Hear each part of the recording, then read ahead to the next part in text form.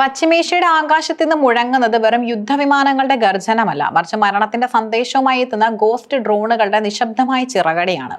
ലോകത്തെ ഏറ്റവും മികച്ച പ്രതിരോധ സംവിധാനം എന്ന് വിശേഷിക്കപ്പെടുന്ന ഇസ്രയേലിന്റെ അയൺ ഡോമിനെ പോലും നിഷ്പ്രഭമാക്കിക്കൊണ്ട് ഹിസ്ബുള്ളയുടെ ഡ്രോണുകൾ ഇസ്രയേലിന്റെ ഹൃദയഭാഗത്തേക്ക് തുളച്ചു കയറുമ്പോൾ അത് ലോക സൈനിക ചരിത്രത്തിലെ തന്നെ ഏറ്റവും വലിയ മാറ്റത്തിന്റെ സൂചനയാണ്.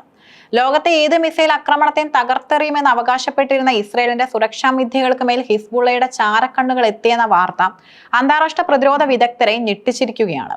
ഇത് വെറും ഒരു അതിർത്തി ഏറ്റുമുട്ടലല്ല, മറിച്ച് സാങ്കേതിക വിദ്യയുടെ അതിപ്രസരമുള്ള ഭാവി യുദ്ധങ്ങളുടെ ഭീകരമായ പുതിയൊരു രൂപമാണ്.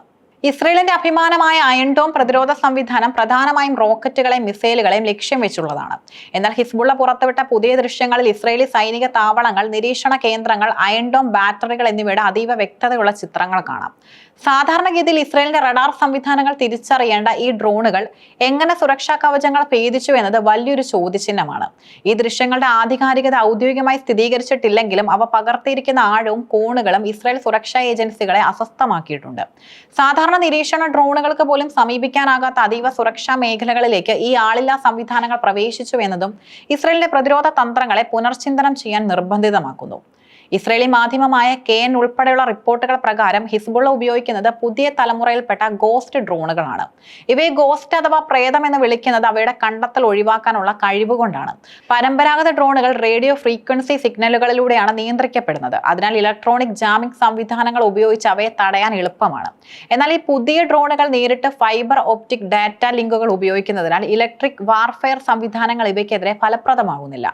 വളരെ ചെറിയ വലിപ്പവും റഡാർ തരംഗങ്ങളെ ആഗിരണം ചെയ്യുന്ന വസ്തുക്കൾ ഉപയോഗിച്ചുള്ള നിർമ്മാണവും ഇവയെ റഡാർ സ്ക്രീനുകളിൽ നിന്നും മറയ്ക്കുന്നു. പലപ്പോഴും റഡാറുകൾ ഇവയെ പക്ഷികളോ ചെറിയ പരിസ്ഥിതി ശബ്ദങ്ങളായോ തെറ്റിദ്ധരിക്കാറുണ്ട്. ഇൻഫ്രാറെഡ് സെൻസറുകൾ കണ്ടെത്താൻ കഴിയാത്ത വിധം വളരെ കുറഞ്ഞ താപനിലയിൽ പ്രവർത്തിക്കാൻ ഇവർക്ക് സാധിക്കുന്നു. ഇത് രാത്രികാല നിരീക്ഷണങ്ങളെ പോലും നിഷ്പ്രഭമാക്കുന്നു. അയൺ ഡോം ലോകത്തെ ഏറ്റവും മികച്ച മിസൈൽ പ്രതിരോധ സംവിധാനമാണെന്നതിൽ തർക്കമില്ല.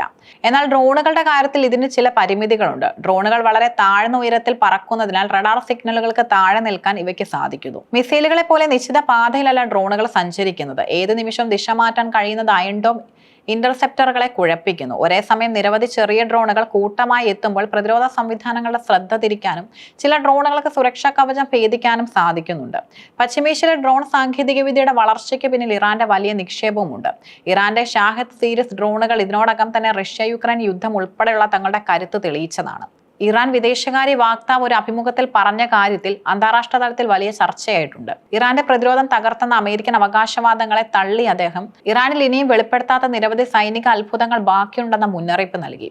ഏത് തരത്തിലുള്ള ആക്രമണത്തെയും നേരിടാൻ രാജ്യം സുസജ്ജമാണെന്ന അദ്ദേഹത്തിന്റെ ആത്മവിശ്വാസം ഇസ്രായേലിനും അമേരിക്കയ്ക്കും വലിയൊരു സന്ദേശമാണ് നൽകുന്നത്. 2015 ആണവ കരാറുമായി ബന്ധപ്പെട്ട വിഷയത്തിൽ അമേരിക്കയുടെ ഇരട്ടത്താപ്പാണെന്ന് ഇറാൻ ആരോപിക്കുന്നു. സമാധാനപരമായ ആണവ ഗവേഷണങ്ങളുമായി മുന്നോട്ട് പോയ ഇറാനെ ഉപരോധങ്ങൾ വഴി വരിഞ്ഞു മുറുക്കാനാണ് അമേരിക്ക ശ്രമിക്കുന്നത്. അതേസമയം മേഖലയിലെ ഏക ആണവശക്തിയായ ഇസ്രയേലിന്റെ ആയുധത്തെക്കുറിച്ച് ലോകശക്തികൾ മൗനം പാലിക്കുന്നത് നീതിയല്ലെന്നും അവർ തുറന്നു പറയുന്നു. ചർച്ചകൾ എന്ന പേരിൽ ഇറാനെ പൂർണ്ണമായും കീഴടക്കാനാണ് അമേരിക്ക ശ്രമിക്കുന്നതെന്ന് അതൊരിക്കലും അനുവദിക്കില്ലെന്നും അവർ വ്യക്തമാക്കുന്നുണ്ട്. ആഗോള എണ്ണ വിതരണത്തിന്റെ നിർണായക കേന്ദ്രമായ ഹോർമുസ് കടലിടുക്കിലെ പ്രതിസന്ധി ലോകരാജ്യങ്ങളെ ഒന്നടങ്കം ബാധിക്കുന്ന ഒന്നാണ്. പേർഷ്യൻ ഗൾഫ് മേഖലയിൽ ഇറാനെതിരായ ആക്രമണങ്ങൾക്ക് അമേരിക്ക ദുരുപയോഗം ചെയ്യുന്നതിനാലാണ് തങ്ങൾക്ക് സുരക്ഷാ നടപടികൾ കടുപ്പിക്കേണ്ടി വരുന്നതെന്ന് ഇറാൻ പറയുന്നു. നിലവിലെ ഊർജ്ജ പ്രതിസന്ധി ഇന്ത്യ ഉൾപ്പെടെയുള്ള രാജ്യങ്ങളെ ബാധിക്കുന്നുണ്ടെന്നും ഇതിന്റെ പൂർണ്ണ ഉത്തരവാദിത്തം അമേരിക്കയുടെ ഏകപക്ഷീയമായ നിലപാടുകൾക്കാണെന്നും ഇറാൻ ആരോപിക്കുന്നു. ഡ്രോൺ ഭീഷണി നേരിട്ടുള്ള ആക്രമണ യുദ്ധത്തിന്റെ കേന്ദ്ര ഘടകമായി മാറിയതോടെ ഇസ്രയേൽ പുതിയ പ്രതിരോധ സാങ്കേതിക വിദ്യകൾ അതിർത്തികൾ വിന്യസിക്കാൻ ആരംഭിച്ചു കഴിഞ്ഞു. കൃത്രിമ ബുദ്ധി ഉപയോഗിച്ച ചെറിയ ചലനങ്ങൾ പോലും തിരിച്ചറിയാൻ കഴിയുന്ന സെൻസറുകൾ, ഡ്രോണുകൾ, മിസൈലുകൾക്ക് പകരം ലേസർ രശ്മികൾ ഉപയോഗിച്ച് വെടിവെച്ചിടാനുള്ള ശ്രമങ്ങൾ, ചെറിയ ഡ്രോണുകളെ കണ്ടെത്താൻ കഴിയുന്ന പ്രത്യേകതരം റഡാറുകളുടെ വിന്യാസം, അടുത്തിടെയായി ഇസ്രയേലിലെ പല രഹസ്യ സൈനിക നീക്കങ്ങളും വെളിപ്പെടുന്നത് ഇസ്രയേൽ സുരക്ഷാ വിഭാഗത്തിന് വലിയൊരു തലവേദനയാകുന്നുണ്ട്. ഇറാഖിൽ ഇറാൻ അതിർത്തിക്ക് സമീപം ഇസ്രയേൽ നിർമ്മിച്ച രഹസ്യ താവളം കണ്ടെത്തിയത് ഇതിന്റെ ഉദാഹരണമാണ്. ഹിസ്ബുള്ള പുറത്തുവിട്ട ഡ്രോൺ ദൃശ്യങ്ങൾ കൂടി ചേർത്ത് വായിക്കുമ്പോൾ ഇസ്രയേലിന്റെ അതീവ സുരക്ഷാ സംവിധാനങ്ങൾക്കുള്ളിലേക്ക് ശത്രുക്കൾ എത്തിക്കഴിഞ്ഞു എന്ന സംശയം ബലപ്പെടുന്നു. പശ്ചിമേഷ്യയുടെ യുദ്ധഭൂമിയിൽ ഇനി ആര് വാഴുമെന്ന് നിശ്ചയിക്കുന്നത് നേതാക്കളോ ടാങ്കുകളോ അല്ല, മറിച്ച് റഡാറുകളുടെ കണ്ണിൽപ്പെടാത്ത ഈ കൊച്ചു ഡ്രോണുകളായിരിക്കും.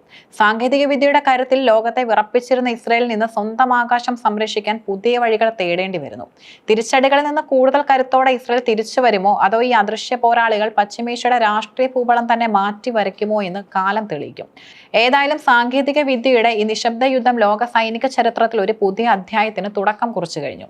വൻ ശക്തികൾക്കിടയിൽ ഈ പോരാട്ടം ഇന്ത്യ ഉൾപ്പെടെയുള്ള രാജ്യങ്ങളുടെ ആഗോള സാമ്പത്തിക വ്യവസ്ഥയെ ബാധിക്കുമെന്നതിലും തർക്കമില്ല.